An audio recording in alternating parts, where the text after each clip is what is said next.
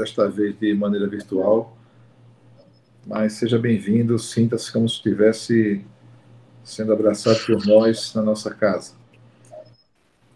Então, em nome de Deus, de Jesus, a nossa equipe é amiga do irmão Eurípides Bassanufo, que é o nosso patrono da nossa casa. Vamos dar início à nossa tarde de palestra doutrinária. Eu vou fazer a preparação do ambiente, lendo de Chico Xavier pelo Espírito Emmanuel, Vinha de Luz.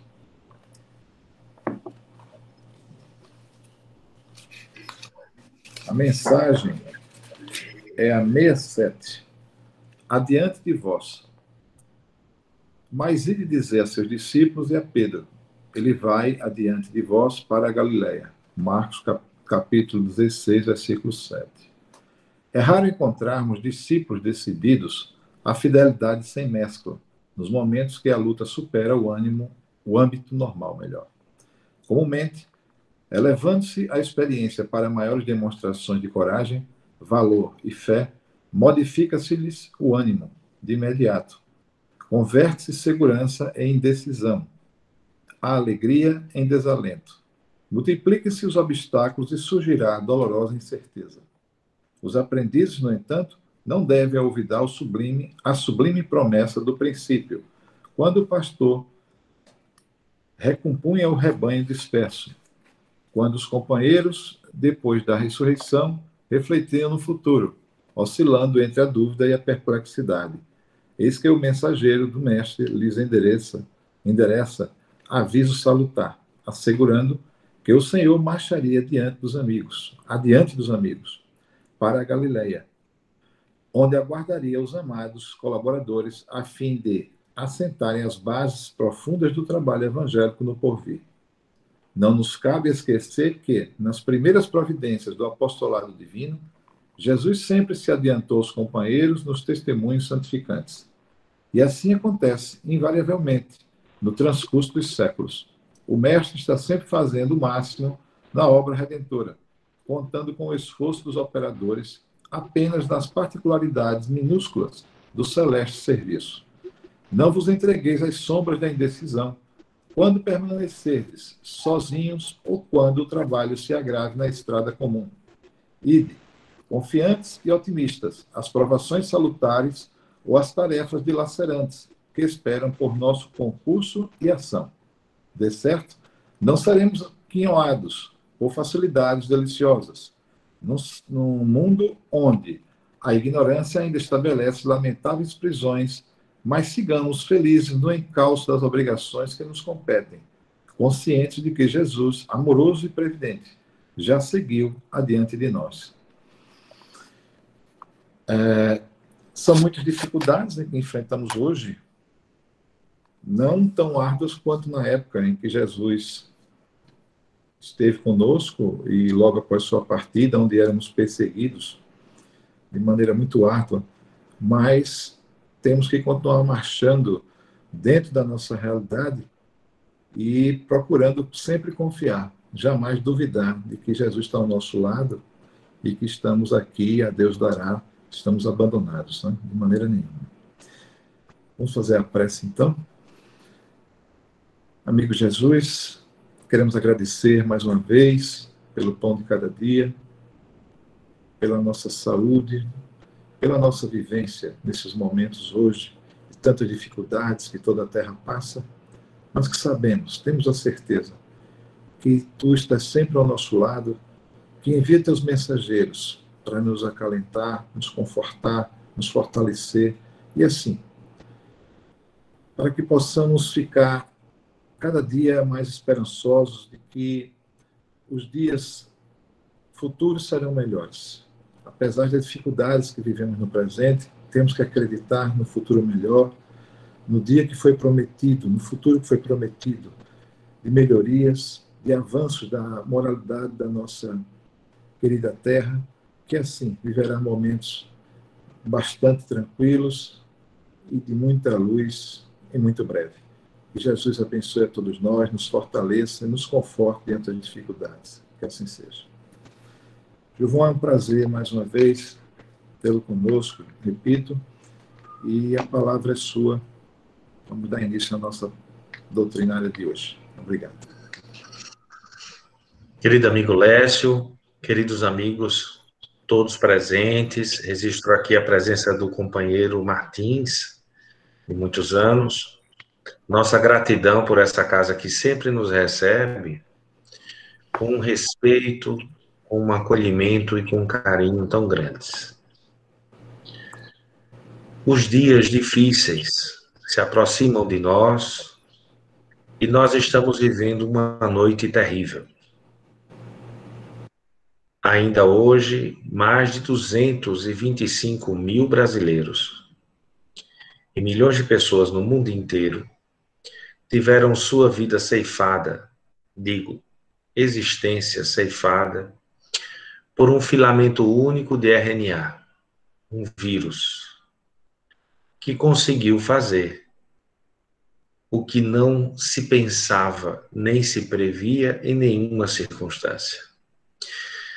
A estrutura mais simples da Terra, que se discute até se é um ser vivo ou não, pôs de joelhos as nações mais poderosas e nos lançou em uma dúvida acerca das nossas instituições, acerca das nossas relações e, especialmente, ao modelo de sociedade que nós abraçamos. A doutrina espírita, fundada por Allan Kardec, trata da questão da lei de destruição, da pluralidade dos mundos e da hierarquia dos planetas, das transições e transmigrações planetárias, em vários de seus capítulos. Um em especial nos chama a atenção. Em Obras Póstumas, no seu capítulo 23, Kardec pergunta aos espíritos como nós iremos reconhecer que são chegados os tempos da transição se instalar no nosso plano, no nosso planeta.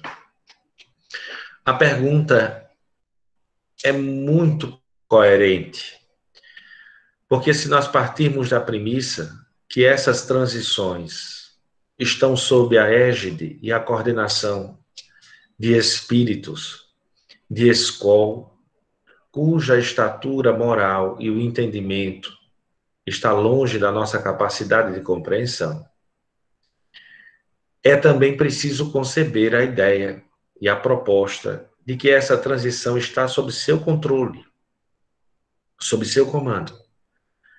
Mas não significa que eles nos conduzam como se fôssemos marionetes ou meros títeres. Sempre se respeita o livre-arbítrio da coletividade. Sempre se respeita as escolhas que nós fazemos. E as consequências das nossas escolhas são, em última instância, o que está nos guiando nos dias de hoje. É essencial retomarmos, portanto, aqueles dias difíceis em que os apóstolos se reuniam depois de 3 anos seguindo a Jesus. Foram 3 anos de angústia, de espera, de muita dificuldade, porque eles não compreendiam a Jesus. Se me permitem os amigos a analogia, os apóstolos tinham tanta dificuldade da compreensão de Jesus, como nós provavelmente temos, em nossa maioria, da compreensão da doutrina espírita. Eles não compreendiam Jesus, nós não compreendemos na plenitude a proposta do Espiritismo. Naqueles dias sombrios, em que eles temiam a perseguição e a morte, às vésperas do que nós conheceríamos como a Sexta-feira Santa, ou Sexta-feira da Paixão, Jesus iria lavar os pés dos seus discípulos para aplacentar uma disputa. Os discípulos disputavam para ver quem seria o mais importante, o mais forte, Graças a Deus isso acabou e ninguém disputa mais para ver quem é o melhor palestrante, o mais inteligente ou o mais sabido, como nós dizemos aqui no nosso Nordeste. Graças a Deus esse tempo de disputa passou. Mas entre os discípulos na época de Jesus, ela era acirrada. Em várias circunstâncias, se perguntou quem sentaria à direita dele, quem estaria no reino dos céus ao seu lado, e etc. Era ansiedade de dominação e de controle.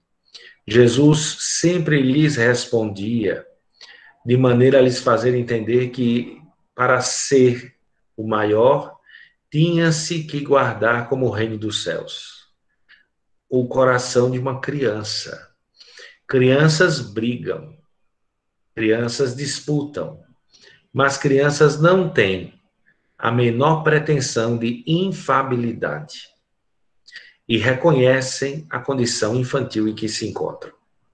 Os problemas começam quando nós acreditamos que somos perfeitos, ou ao menos capazes de reconhecer as imperfeições da vida alheia, o que é uma questão muito curiosa.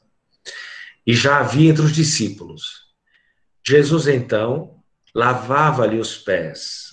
Pedro, conhecendo a tradição judia, recusou-se, porque os pés eram a parte mais impura do corpo. Ele pede, lava-me pelo menos a cabeça. E Jesus coloca que assim teria que ser. E insiste, lava-lhe os pés. Pedro, ainda pusilânime, e pretende trazer Jesus a confirmação do seu amor, dizendo que jamais o abandonaria em instante algum, quando ele anuncia os tempos de tribulação que se aproximavam.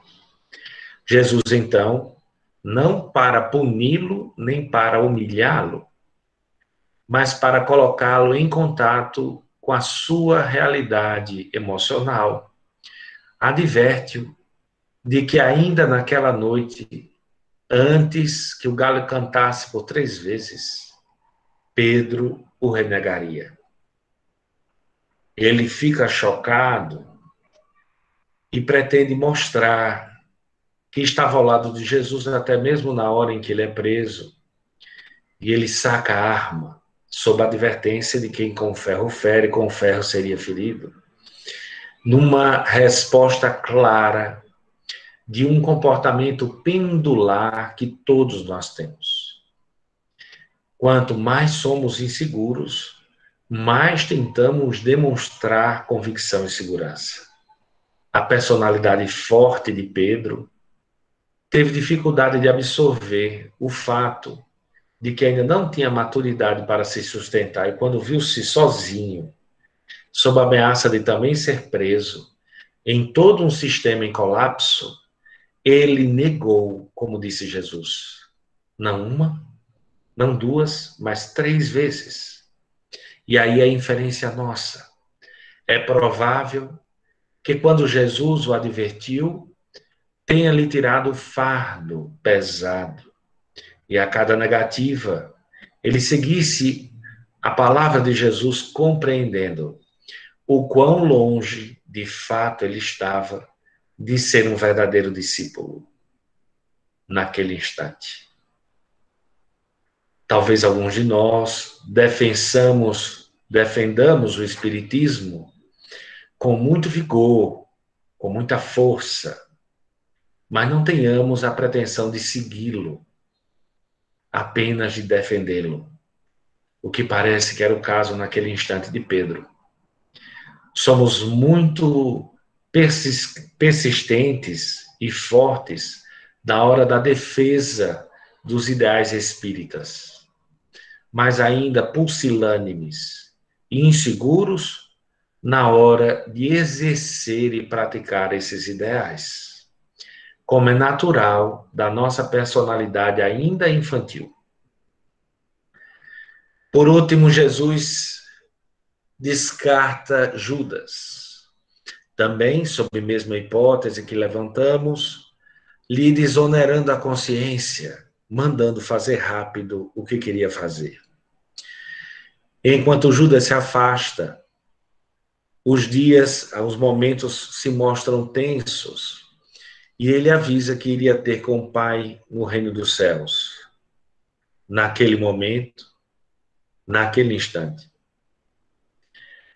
Jesus adverte que não estaria mais com eles, mas que iria ter com seu Pai. Tiago, Pedro e todos perguntam, mas nós podemos ir contigo?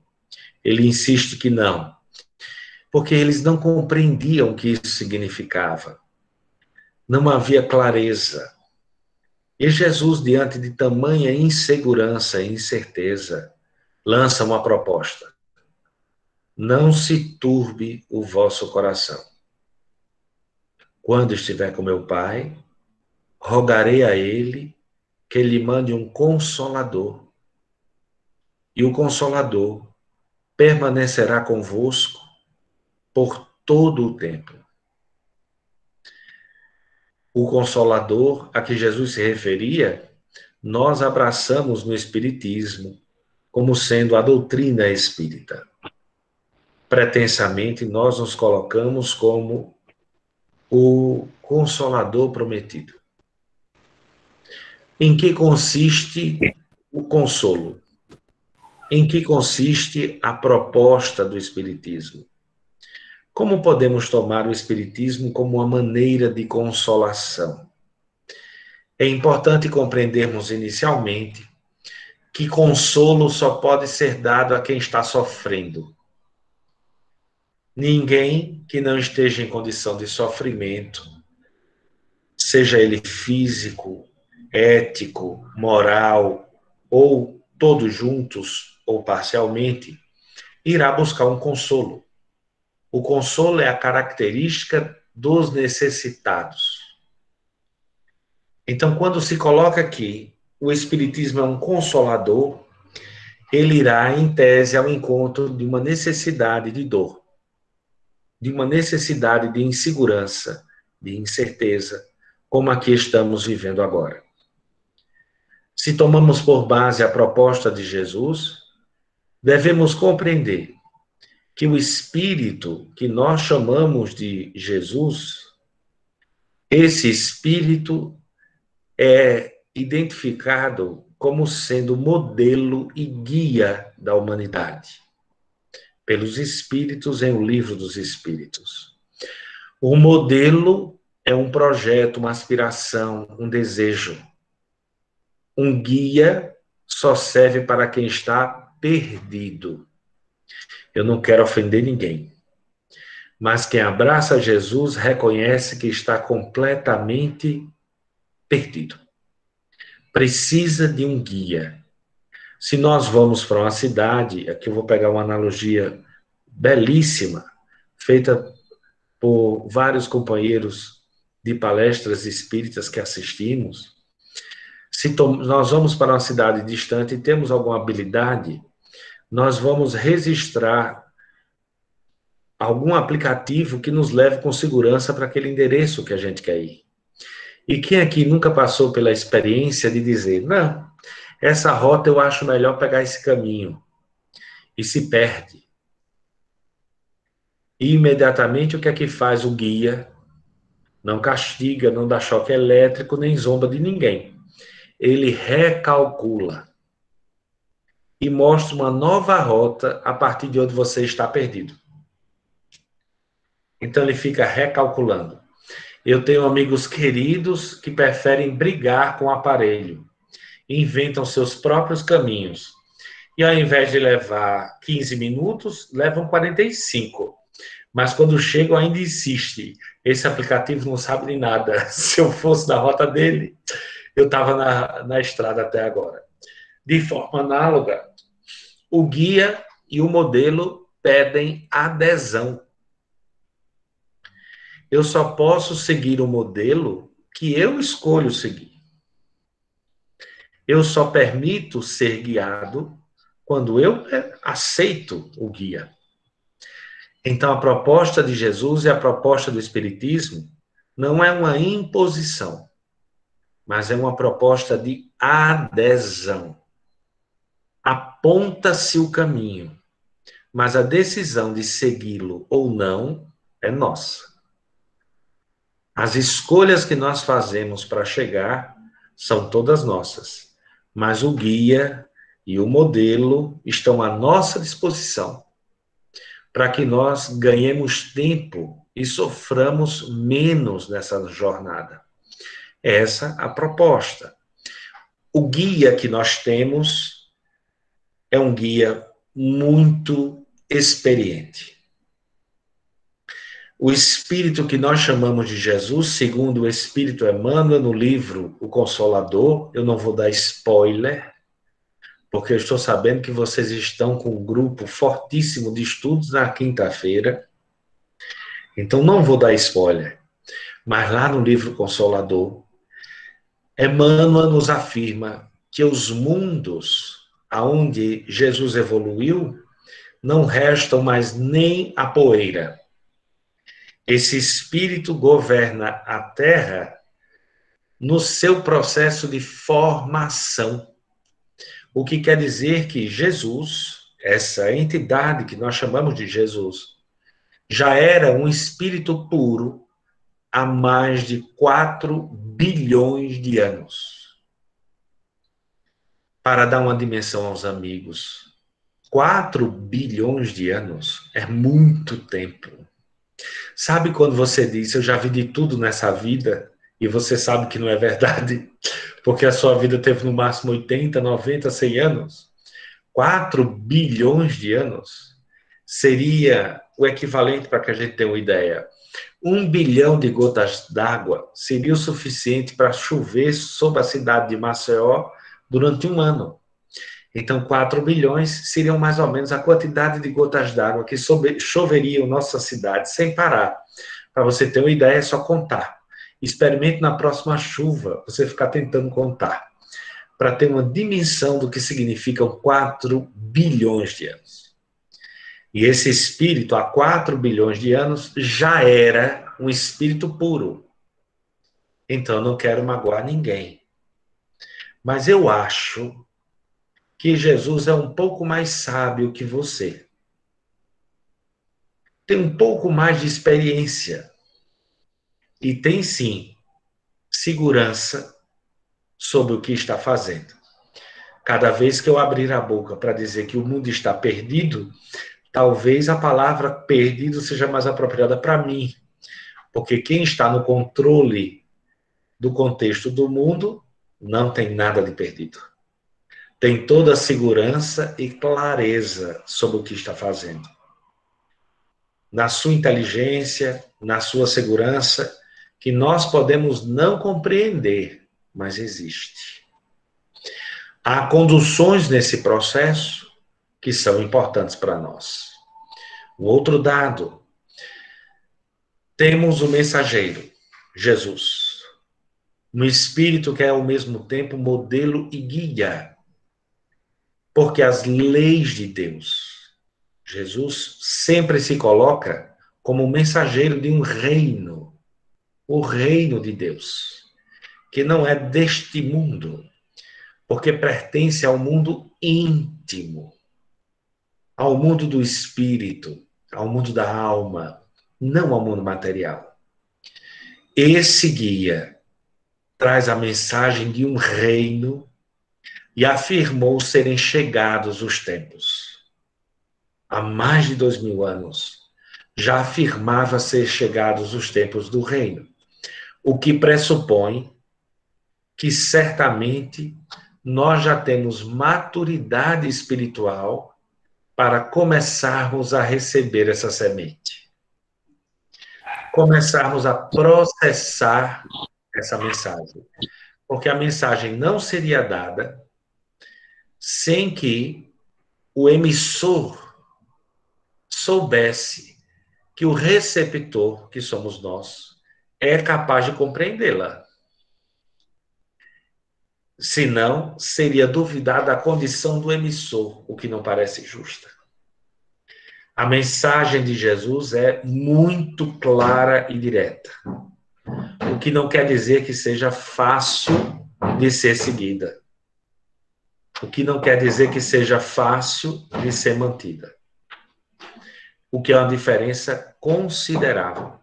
Assim, meus bons companheiros, quando nós apelamos e dizemos que é impossível seguir a mensagem de Jesus, como se Jesus não soubesse o que está fazendo, por exemplo, quando a gente afirma, Jesus, o Senhor, quando diz perdoai os seus inimigos, perdoai, amai os inimigos, o Senhor não conhece aquele político que eu detesto. O Senhor não tem consciência do mundo moderno, porque hoje em dia é muito difícil, as pessoas morrem por nada. Essa é uma forma de desqualificar o mensageiro. Os espíritos superiores sabem muito bem o que estão fazendo e dizendo. E aí eu tenho uma má notícia. Porque nós podemos ter inimigos. Nós só não devemos ser inimigos de ninguém, o que é bem diferente. Mas inimigos nós podemos ter.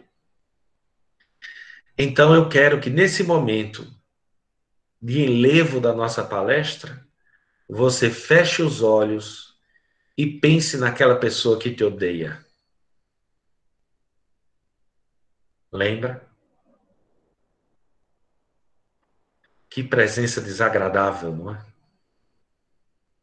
Que coisa chata. Essa pessoa que lhe veio à mente, a ela é que cabe a mensagem do amor aos inimigos. Você é capaz, se imaginando, tomar uma tapa em uma face dessa pessoa e oferecer a outra? Nós estamos muitas vezes dizendo o tempo inteiro: eu, se chegar em casa apanhado, vai levar outra surra, porque filho meu. Ou então frases do tipo: eu dou um boi para não entrar numa briga e dou uma boiada para não sair. É a antítese da palavra de Cristo que está arraigada profundamente em nossos corações.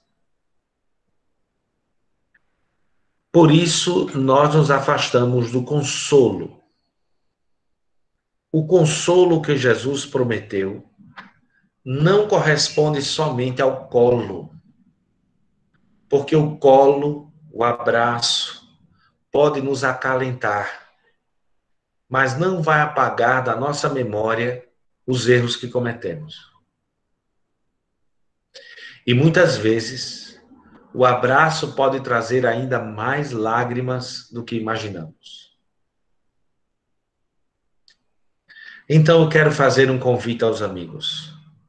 Que consolo constitui a doutrina espírita? Qual é o colo que ela nos traz? Qual é o abraço que ela nos traz? Considerando o mensageiro, Jesus, em toda a sua sabedoria, entendimento e plenitude, considerando a mensagem como o reino de Deus, uma proposta vindoura em construção dentro de nós. O que seria o Espiritismo? Uma nova forma da mensagem.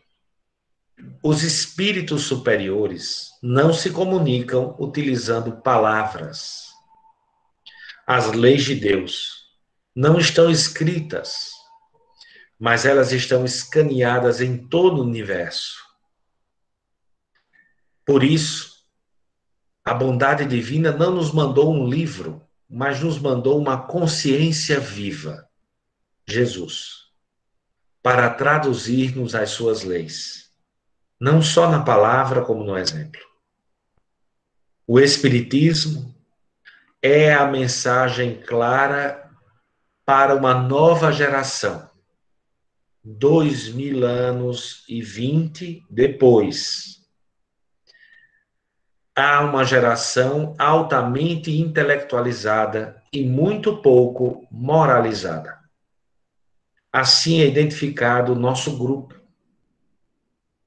Quando nós retornamos a obras póstumas, em seu capítulo 23, a pergunta de Kardec: como vamos reconhecer serem chegados os tempos?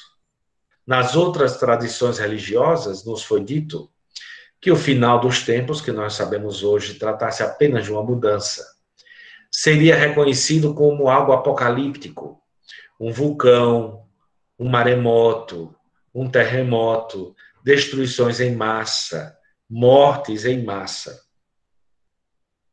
Mas os espíritos não nos respondem isso. Eles dizem que serão chegados, e nós vamos reconhecer que são chegados os tempos por dois parâmetros. O primeiro, pelo grande número de crescimento da loucura. No tempo de Kardec, a loucura não tinha a compreensão que temos hoje, tão diversa.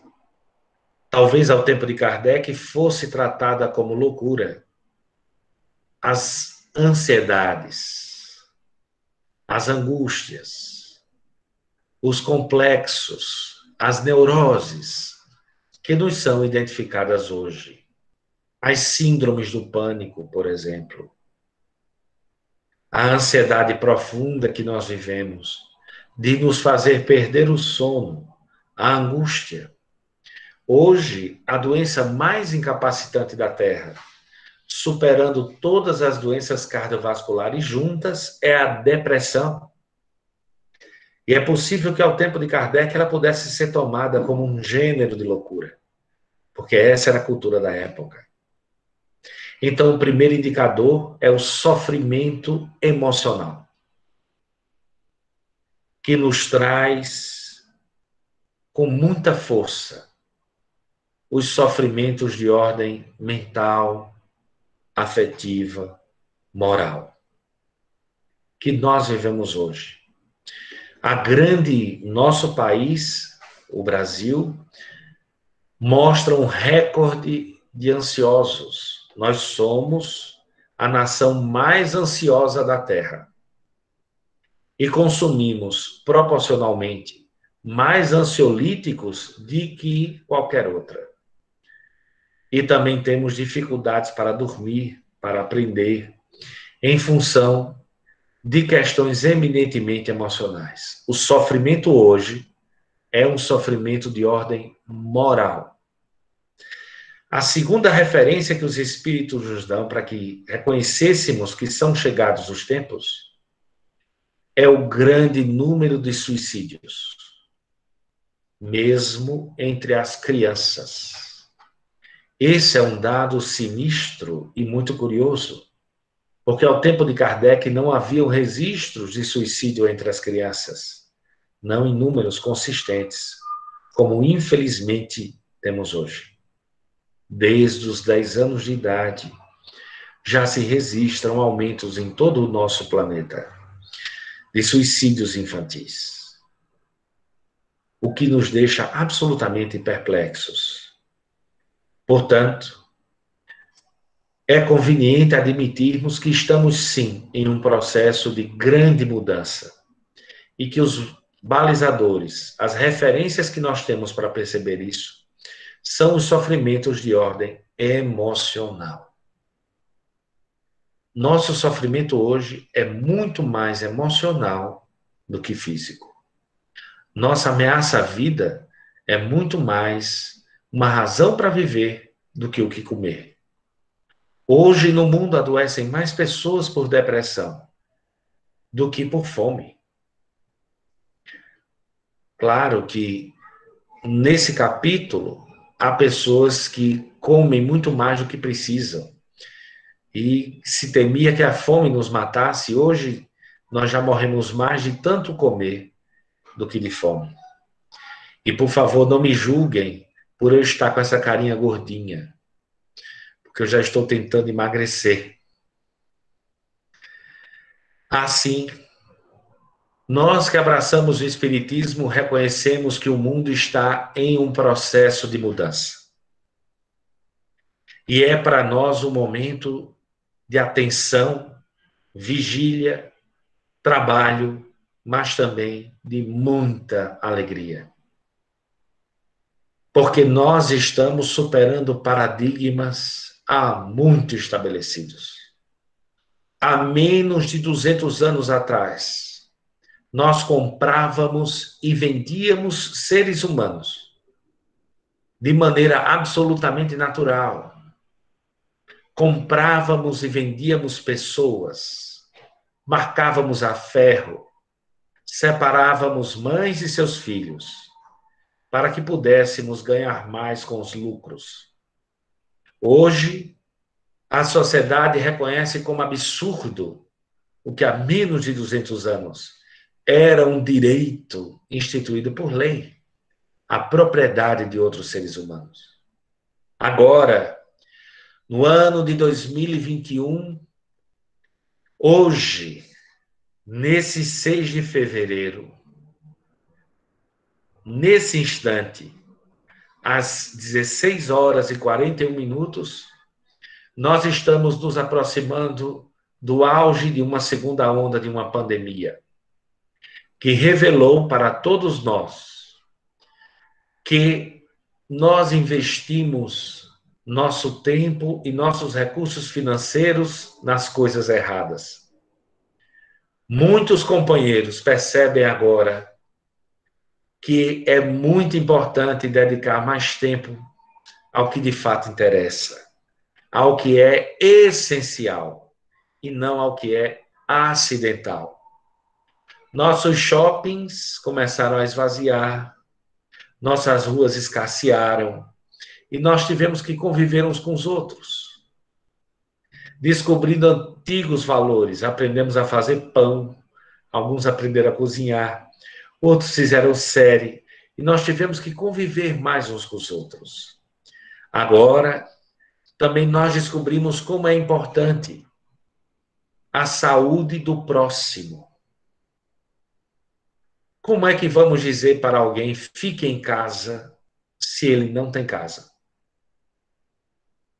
Como é que vamos dizer para alguém, lave as mãos, se 40% dos lares do nosso país não tem água encanada, nem auxílio sanitário? Como é que nós vamos ter segurança sanitária com pessoas aos milhões dormindo em nossas ruas? O vírus revela na sua grotesca face a nossa desumanidade. Somos capazes de colocar concreto embaixo de pontes e viadutos para impedir que nem aí seres humanos possam viver. Nós admitimos uma sociedade absurdamente desigual, que não pode mais se sustentar. Porque a sorte do outro é também a minha. Se nós não acolhermos os nossos companheiros de Manaus, por exemplo, com medo de pegar a doença, é provável que se desenvolva lá uma nova cepa, ainda outra nova, que nos traga transtornos ainda maiores. O vírus só poderá ser vencido com solidariedade. Teremos que ser solidários uns com os outros. E esse vírus não reconhece cor, raça, pátria ou status social. É, sem dúvida, a criatura mais democrática da Terra. Ataca a tudo e a todos. Nós é que simplesmente criamos as diferenças que são reveladas agora. Não foi o vírus que criou a favela. Não foi o vírus que jogou na rua nossos irmãos. Agora compreendemos que estamos construindo uma sociedade profundamente desigual. E talvez daqui a 200 anos, nossos bisnetos e tataranetos estejam estudando como era possível que uma sociedade pagasse um salário mínimo que não podia dar o mínimo a uma família. Como era possível que a remuneração do trabalho fosse tão pequena? Como é possível que a repartição da riqueza fosse tão injusta? Nós, no Espiritismo, somos capazes de distribuir milhares de litros de sopa, levar o pão, o café e dar a esmola ao pobre. Mas fechamos os olhos à pobreza e não nos perguntamos por que há pobres. De onde nasce a pobreza? Como é que eu contribuo para que a pobreza exista? Quando se combatia a escravidão, era muito comum escutar-se que sem a escravidão a economia iria à ruína. E foi com esse discurso que a nossa nação foi a última nação do Ocidente a abandonar a escravidão e a decretar uma lei áurea, que até hoje não foi completamente implementada. Se abraçamos a doutrina espírita, sabemos que reencarnar nesse momento, nesses dias, não foi por acaso. Que estar aqui juntos tem uma proposta e que é preciso abrir os olhos para ela. Nós viemos participar de uma reforma da sociedade para um mundo deixar de ser um mundo de expiação e provas e passar a ser um mundo de transição. A diferença essencial é que no mundo de transição ainda haverá o mal, mas haverá uma consciência dentro de nós. Uma consciência da necessidade uns dos outros. E nós faremos desse mundo um mundo muito melhor. Muito mais rapidamente do que nós possamos pensar. Eu pergunto aos amigos, de que valeu as nações mais poderosas do mundo? Orçamentos de defesa agora. Submarinos e navios paralisados, mundo afora. Quartéis inteiros infectados. Esse seria o resultado e nós os temos. Nós estamos descobrindo que o que nos ameaça, enquanto seres humanos, não é mais uns aos outros. O que nos ameaça são os valores que nós construímos. A fome, a desigualdade, são vergonhas e chagas que permanecem em nossa sociedade. Jesus as combateu no seu tempo. Nós temos agora os novos leprosos, aqueles que não têm a menor chance, que se contarão aos milhares e milhões do nosso país. É preciso compreender o chamado que nós atendemos reencarnando aqui, de sermos cuidadores dos mais fracos. Essa a nossa proposta. Nós existimos para auxiliar uns aos outros. Nós existimos para fazer ao outro o que gostaríamos que o outro nos fizesse. Se dai pão a quem tem fome, se cuidar de um desses pequeninos, é a mim que cuidai, dizia Jesus. Os espíritos não descerão à terra para fazer o nosso trabalho. Nós estamos encarnados para reformar a Terra. Portanto, meus amigos, não vamos desejar que a Terra volte ao normal, porque estamos percebendo que esse normal não nos serve mais.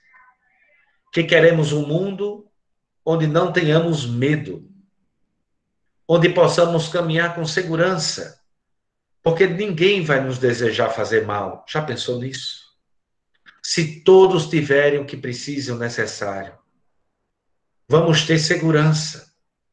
Não é possível discutir segurança sem discutir justiça. É preciso abrir os nossos olhos. Como no passado, haviam criaturas que cuidavam bem dos seus escravos, mas entendiam que podiam ter escravos. Muitos dentre nós podemos entender que podemos pagar um mísero salário aos nossos funcionários, às nossas domésticas, aos nossos vigilantes, e acreditar que com isso estamos fazendo bem. Como será que seremos vistos daqui a 200 anos? Que será que nos diz o nosso coração? Porque não há esmola que aplacente a consciência. É impossível. O mundo está em uma evolução. Nós não somos revolucionários, mas somos evolucionários. Acreditamos na evolução e nos seus processos.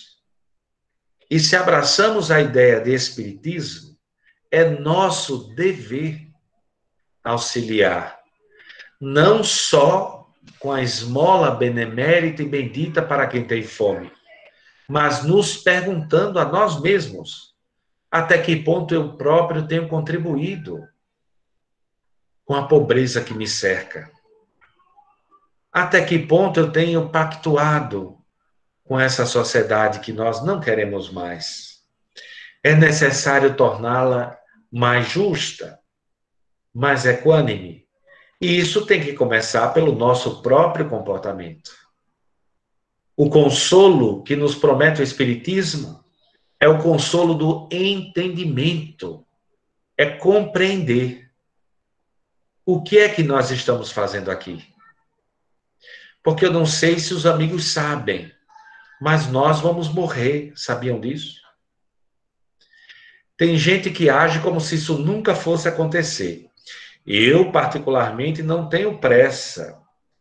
Eu quero que o Lécio me espere muito tempo na espiritualidade, que a Isabel me aguarde por algumas décadas por lá, porque quando eu desencarnar, posso ser ajudado pelos nossos amigos. É um desejo egoísta. Ninguém quer ir antes, mas todos nós, invariavelmente, vamos desencarnar. O que é que vamos deixar pensando em um mundo melhor? Vamos construir um plano coletivo ou individual?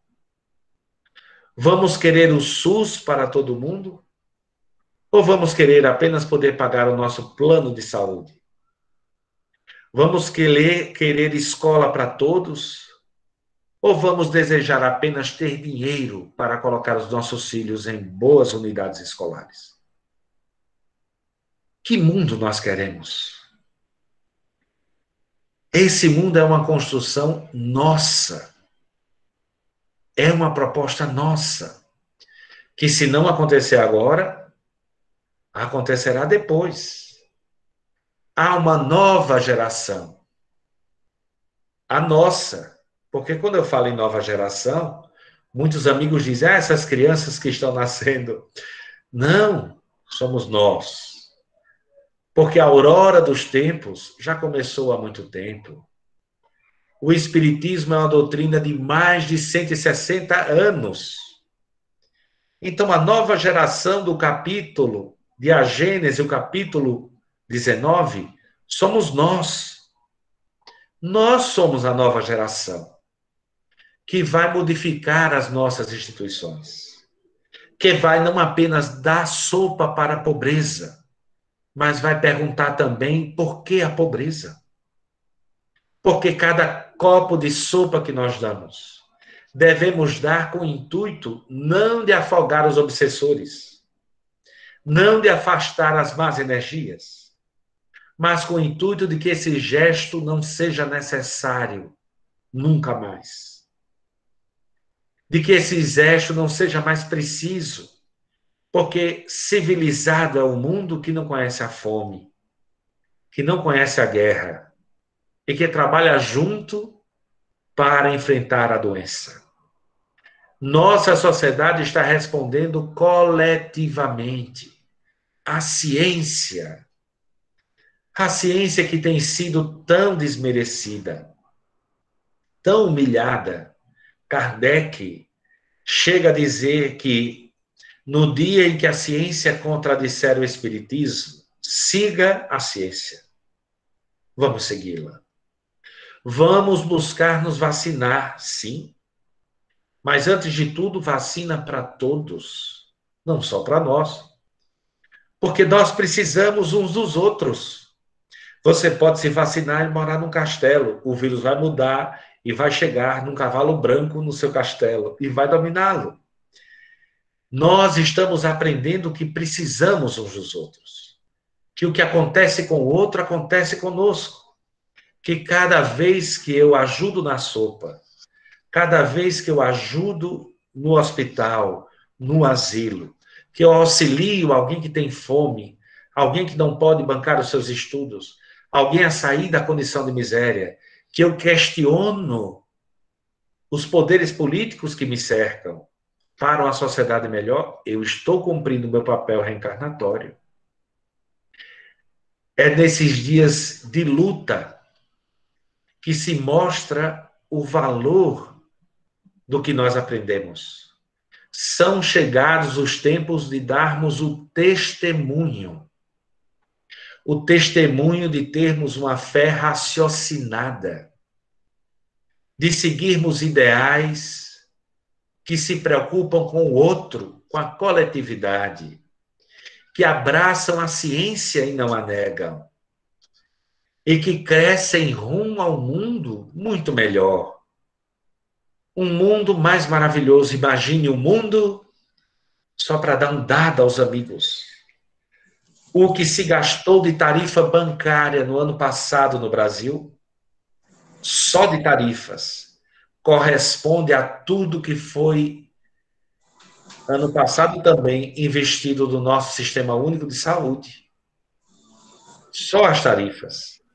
Imagine, meus bons amigos, o orçamento da defesa dos Estados Unidos, da China, da União Soviética, da União Europeia, diminuindo pela metade e se investindo em saúde no mundo. Como seria o planeta? Você pode imaginar? Você consegue imaginar? 1% dos seres humanos tiveram no ano de 2020, desculpa, eu vou me corrigir, 10 seres humanos tiveram um lucro, 10 pessoas tiveram um lucro no ano passado. Só o lucro do ano passado com a pandemia pode pagar, pelos 10 mais ricos, pode pagar todas as vacinas da humanidade hoje. Então, o mundo não é pobre. Existe pobreza, o que é bem diferente. E haverá um mundo belíssimo, e estamos próximos dele, quando a justiça, a saúde, a educação, o amor, a bondade, a solidariedade vencem o medo, porque o grande inimigo da vida não é a morte. Nós já morremos antes. Outras pragas já ceifaram nossas vidas e as vidas que tanto amamos. O grande inimigo da nossa existência, que compreende todas as vidas, não é a morte. O grande adversário da vida é o medo. o medo que paralisa, o medo que inutiliza, às vezes, por várias existências. É chegada a hora, meus bons amigos, de tomar a coragem, como Jesus colocava, seja quente ou seja frio, porque o morno se vomita. O que quer dizer? Tenha coragem, assuma uma posição e uma postura perante a vida. Seja coerente com ela e nós venceremos. Venceremos esse desafio e desafios muito maiores, porque você já passou por dramas muito mais profundos. Já passou pela fome, pela miséria, pela riqueza. Já foi opressor, oprimido. Já teve vários papéis. Você é um espírito imortal. Não tema. Abrace o guia. Pare de insistir nas rotas erradas. Siga a rota. Chegue cedo. Nós te esperamos de braços abertos. É o que dizem os espíritos que nos amam. Quem ama, governa a vida. Nós agradecemos o espaço, a paciência dos irmãos. Mandamos aquele abraço fraterno. E eu, quando puder, depois de vacinado, toda a nossa comunidade se preparem, porque eu vou dar abraço de quebrar os ossos. Tamanha é a saudade.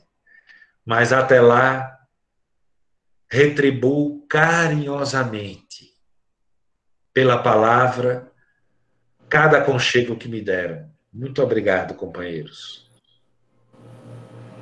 Obrigado, Gilvon.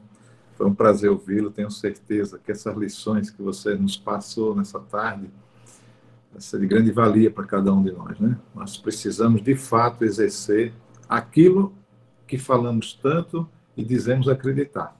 É preciso que a gente exerça, de fato, as coisas, as verdades que nós defendemos. Esses mais ricos, eu acho interessante, porque não é... Às vezes você ganha tanto dinheiro que você não vai ter como gastá-lo nessa vivência. Na realidade, se torna uma competitividade de vaidade. Apenas isso é que eu enxergo. Porque não tem como você acumular tanta riqueza, já que você não vai conseguir esvaziar seus bolsos diante de uma vida que muitos deles já está se findando, né? Já são pessoas mais maduras, na sua maioria. É lamentável, mas vamos caminhar, como você bem disse, os espíritos superiores nos trazem essa bela mensagem de que dias melhores virão, mas que devemos ainda suplantar uma série de dificuldades que temos que experienciar. Vamos então abrir esse espaço agora para que, se alguém quiser fazer alguma pergunta, o nosso amigo Gilvon está à disposição para respondê-las.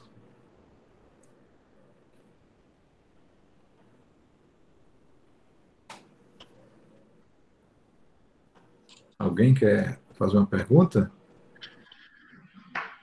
Um de cada vez, por favor. Está muito confuso. Bom, Gilvon, outras vezes nós franqueamos a palavra e nada aconteceu.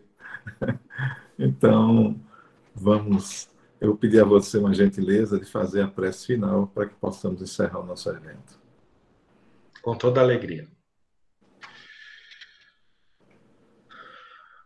Vamos fechar os nossos olhos para que possamos ampliar a nossa percepção sobre as bênçãos que recaem sobre nós nesse instante. Pai amado, nós só te pedimos, porque somos crianças frágeis ainda. Não somos ainda capazes de te agradecer com o devido respeito, nem de te louvar com o nosso coração. E pedimos, Senhor, coragem para o nosso testemunho. E não será diante dos leões, não será diante das tropas, será diante do egoísmo, esse inimigo terrível que nos tem dominado e confundido há tanto tempo. Dai-nos força, Senhor, nessa luta, nesse combate, porque o filho dele, o orgulho, tem nos tirado tantas alegrias, tantos amores, tantas oportunidades, que nós sofremos e choramos até hoje as consequências. Abençoa, Pai, esse esforço para que um dia estejamos juntos no Teu reino, unidos em amor e harmonia, plenitude e paciência. Que assim seja, Senhor. Que assim seja. Muito obrigado, Gilvão, mais uma vez. Agradeço a todos que estão participando desse momento de muita luz, muita paz. Que tenham uma boa semana. Gilvão, até o próximo encontro. Será um prazer tê-lo de volta em breve. Espero que consigamos nos abraçar. Só não espero que você quebre a costela de ninguém. Eu também espero, mas é assim que eu faço. Mas será um prazer nos abraçarmos, com toda certeza. Com certeza, Alex. Muito obrigado mesmo a todos também. Eu que agradeço. Tenha um bom final de semana, uma boa semana. E a quinta-feira, vamos enviar o link para você. Ok? Vai ser uma satisfação, vai ser um prazer. Prazer todo nosso. Um abração. Até mais.